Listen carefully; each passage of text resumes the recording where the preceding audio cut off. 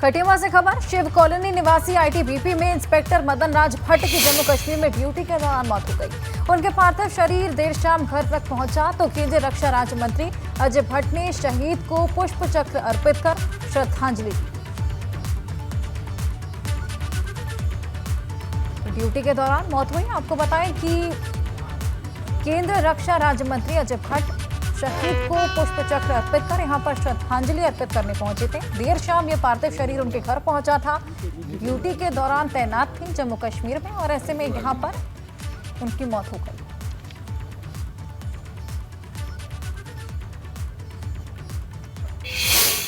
बड़कोट से बड़ी खबर है, 108 वाहन हादसे का शिकार हो गया है। बताया जा रहा है कि बड़कोट पौंटी मोटर मार्ग पर यह हादसा हुआ। 108 एम्बुलेंस दुर्घटनाग्रस्त हो गई। हादसे के समय एम्बुलेंस में फार्मासिस्ट और वाहन चालक सवार थे। आपको बताएं, दोनों ही घायलों का उपचार के लिए अस्पताल में ले जाया गया है।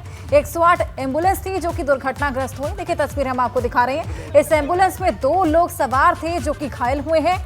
108 एम्बुलेंस ही देखिए तस्वीरें हम आपको दिखा रहे हैं किस तरीके से आसपास लोगों में भी हड़कंप मच गया है। अफरा तफरी का वहां पर माहौल है।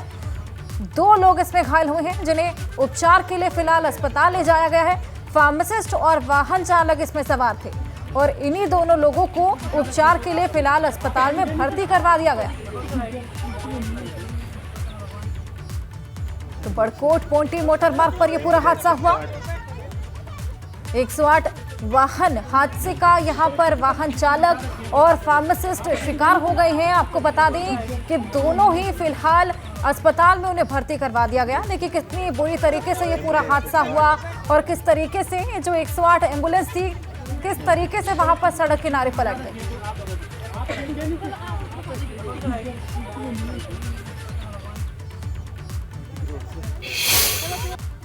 ऑनलाइन गेमिंग ऐप इन दिनों काफी चर्चाओं में है जिनके जरिए धर्मांतरण का खेल चल रहा है। उत्तराखंड में भी ऑनलाइन गेमिंग के जरिए धर्मांतरण की साजिश की जा रही है। ऐसे में पुलिस को जानकारी मिली कि डोईवाला में एक युवक को गेमिंग के जरिए बहकाया जा रहा था।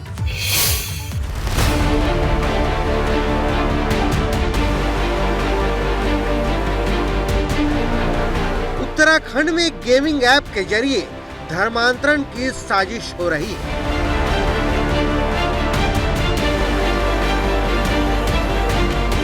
देहरादून के डोईवाला में ऐसा ही एक मामला सामने आया है।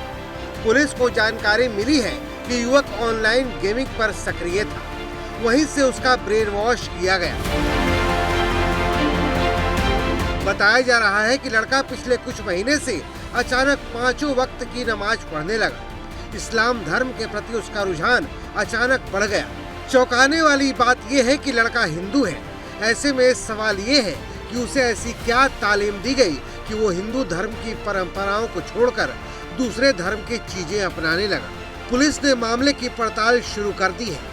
हमारी जो सोशल मीडिया मॉनिटरिंग है तो साइबर स्पेस में ऐसे ही कार्रवाई की जा रही है जैसे भी उनकी कानून कार्रवाई हो रहा है।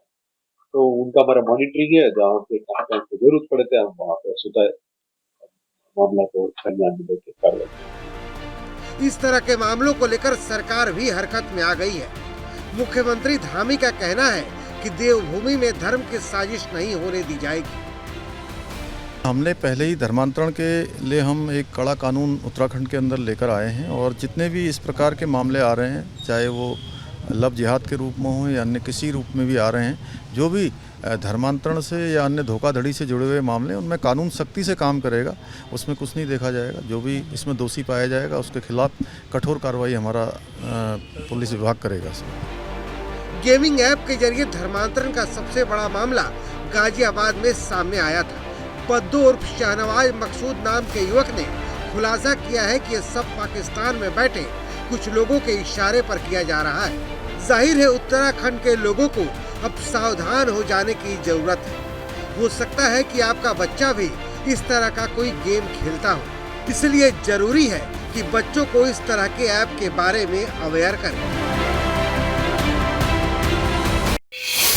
नैनीताल में पानी का संकट खड़ा हो गया है। एक बड़ी आबादी सिर्फ कुदरती जल स्रोत पर निर्भर है। ऐसे में आलम यह है कि लोग कई किलोमीटर दूर से पानी लेकर आ रहे हैं। दरअसल 20 जून को डीएसए मैदान में निर्माणाधीन बॉक्सिंग रिंग के पिलर की खुदाई करते समय पेयजल लाइन क्षतिग्रस्त हो गई, जिस वजह से पानी की सप्लाई रुक नहीं। शुरू नहीं हो पा रही है, रुक गई है, जिसके चलते वहां पर पेयजल संकट खड़ा हो गया है। लोगों को भी खासा परेशानियां हो रही हैं। कई इलाकों में पानी नहीं आ रहा है। लोगों को यहां पर खासा परेशानियों का सामना करना पड़ रहा है। आपको बताएं कि खुदाई करते समय पिलर की खुदाई यहां पर हो रही थी, जिस समय पेयजल लाइन क्षतिग्रस्त हो गई, जिसके चलते यहां पर पेयजल का संकट खड़ा हो गया है। सप्लाई करना यहां पर मुश्किल हो गया है। सप्लाई यहां पर रुकी पड़ी। उत्तराखंड के कई इलाकों में मौसम का मिजाज बदला है। यमुना घाटी इलाके में बारिश हो रही है। बीती देर रात से बारिश होने का सिलसिला लगातार जारी है। मौसम विभाग ने यहां पर बारिश होने की संभावना भी जताई है और कहा है कि पहाड़ पर मौसम अभी और भी बदलेगा। तो देखिए, बीती देर रात से यहां पर लगातार झमाझम बारिश हो रही है। तापमान में गिरावट देखने को मिली है और साथ ही मौसम विभाग ने यह भी संभावना जताई है कि यहां पर पहाड़ों पर मौसम अभी और बदलेगा और साथ ही बारिश का सिलसिला अभी जारी रह सकता है। यमुना घाटी की तस्वीर हम आपको दिखा रहे हैं। मौसम का मिजाज वहां पर बदला है। बीती देर रात से ही वहां पर लगातार बारिश देखने को मिल रही है। मौसम सुहावना हो गया है। तापमान में गिरावट है, लेकिन किसानों को यहां पर परेशानी झेलनी पड़ सकती है, क्योंकि फसलों को यहां पर खासा नुकसान बारिश की वजह से हो सकता है। उत्तराखंड में चारधाम यात्रा पर तीर्थ यात्रियों का हुजूम उमड़ रहा है और एक और स्वास्थ्य विभाग खराब सेहत के चलते गंगोत्री और यमुनोत्री की यात्रा पर जाने वाले तीर्थ यात्रियों को परहेज की सलाह दे रहा है, तो दूसरी ओर तीर्थ यात्री मना करने पर भी यात्रा का जोखिम उठा रहे हैं, जिसके चलते हार्ट अटैक से मौत के मामले लगातार सामने आ रहे हैं।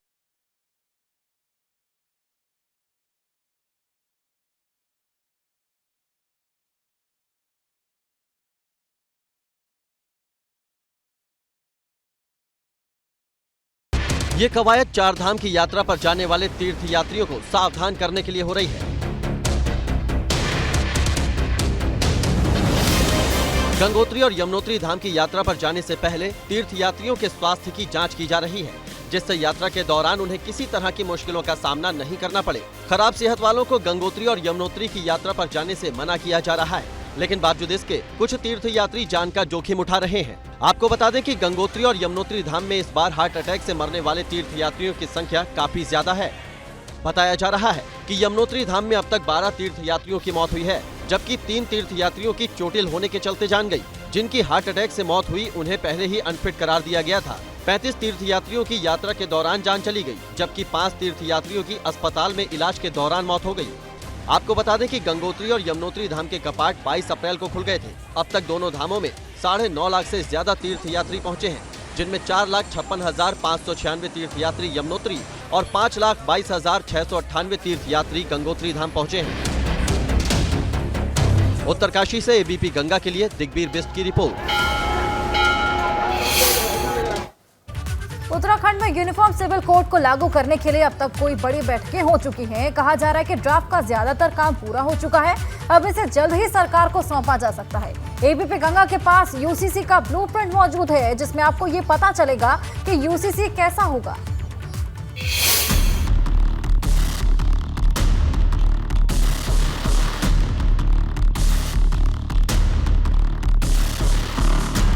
उत्तराखंड में अब वो दिन दूर नहीं जब सबके लिए एक समान कानून होगा। कोई धर्म हो या कोई संप्रदाय, सबके लिए कानून एक जैसा होगा, क्योंकि यूसीसी को लेकर गठित कमेटी का ड्राफ्ट लगभग तैयार हो गया है और जब कमेटी अपनी रिपोर्ट उत्तराखंड सरकार को सौंपेगी तो प्रदेश में समान नागरिक संहिता कानून लागू कर दिया जाएगा। इतना ही नहीं, सीएम पुष्कर सिंह धामी का कहना है कि वो चाहते हैं बाकी राज्य भी यूसीसी को अपने प्रदेश में लागू करें। उत्तराखंड के अंदर यूसीसी लागू करने के लिए हमने कमेटी का गठन किया था और कमेटी ने सभी स्टेक होल्डरों से बात की है, विभिन्न समुदाय के लोगों से बात की है, सभी के बीच में जाके जनता के सुझाव भी लिए हैं, विधि विशेषज्ञों से भी बात करी है, स्टेक होल्डरों से भी बात करी है।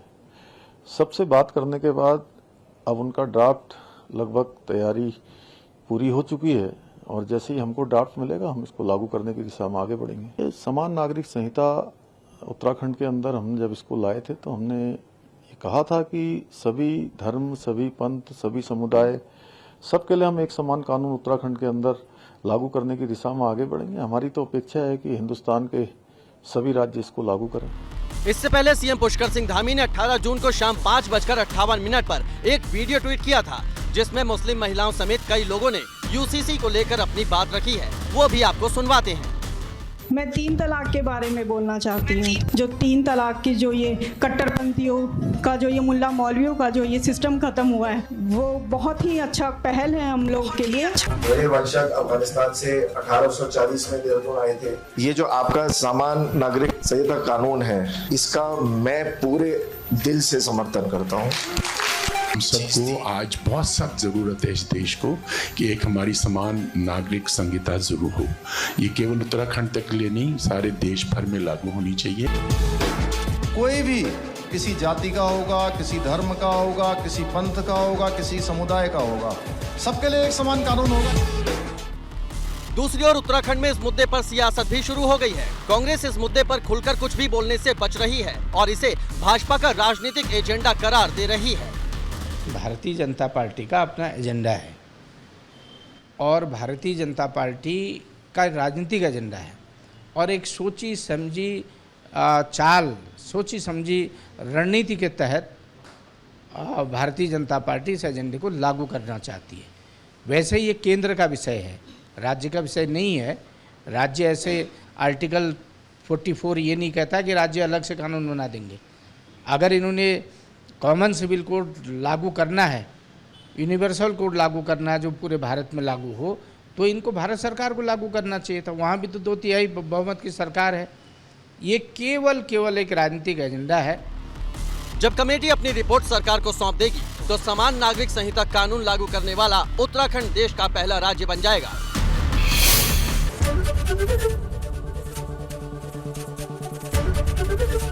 एबीपी गंगा, खबर आपकी, जुबान आपकी।